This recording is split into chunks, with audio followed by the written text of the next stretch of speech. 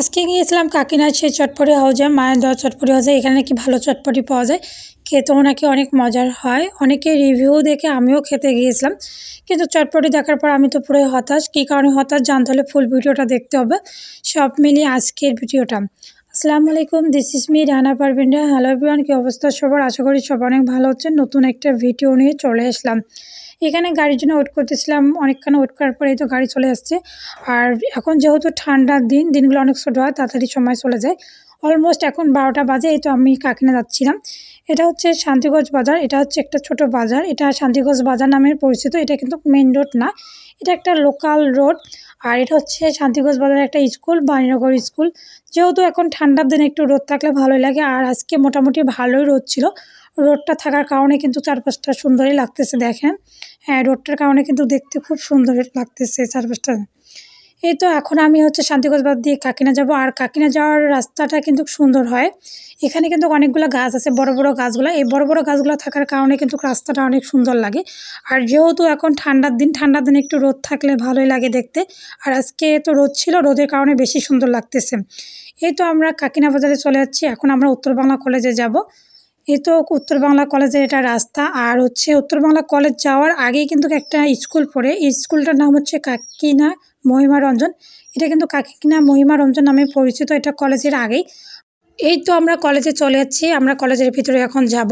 এটা কলেজের গেট। আমাদের লালমনিরহাট জেলার কিন্তু উত্তর বাংলা একটা জনপ্রিয় কলেজ। এখানে কিন্তু অন্য জায়গারও শিক্ষার্থী পড়াশোনা করতে আসে। কলেজটা সুন্দর আছে, প্লেসটা মোটামুটি আছে বড়। যদিও বা অতটা ভিডিও আমি করিনি, অল্প একটু ভিডিও করছি। যতটুকু ভিডিও করছি অতটুকু ভিডিও আপনাদের সঙ্গে শেয়ার করব। আর আজকে তো রোদ ছিল, রোদের কারণে বেশি সুন্দর লাগতেছে।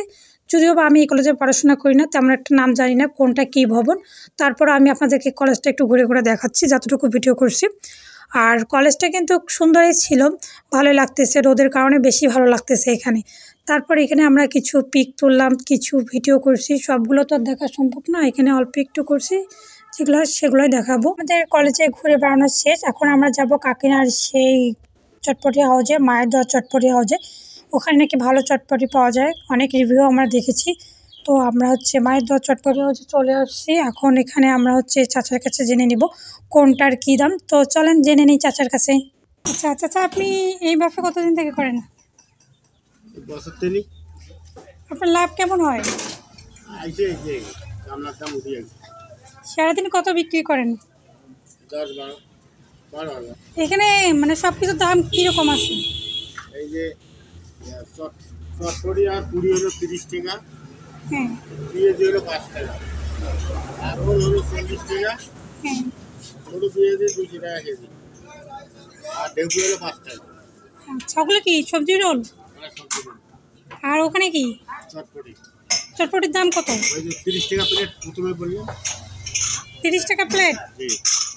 আর এখানে সবজি রোল 20 টাকা, 30 টাকা, 40 টাকা। আমরা যে সময়টা গিয়েছিলাম সে সময় লাঞ্চের সময় ছিল, মোটামুটি ভিড়েই ছিল। জায়গাটা অতটা বড় না, জায়গাটা ছোটোই ছিল। এখানে আমরা 1 মিনিট ওয়েট করলাম। 1 মিনিট ওয়েট করার পর সিট পেলাম। এখানে আমরা চটপটিটা অর্ডার করলাম। চাচা বলতেছিল পেঁয়াজুটা নাকি ভালো হবে, তারপরে পেঁয়াজুটা অর্ডার করলাম। এখন আমরা খেয়ে দেখবো যে চটপটিটা আসলে কেমন লাগে খাইতে।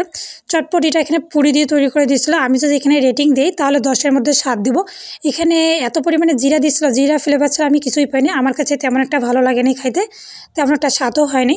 এরপর আমি পেঁয়াজুটা ট্রাই করে দেখলাম। পেঁয়াজুটা হচ্ছে চিংড়ি মাছ দিয়ে তৈরি করে দিয়েছিল। পেঁয়াজুটা ভালো ছিল খাইতে।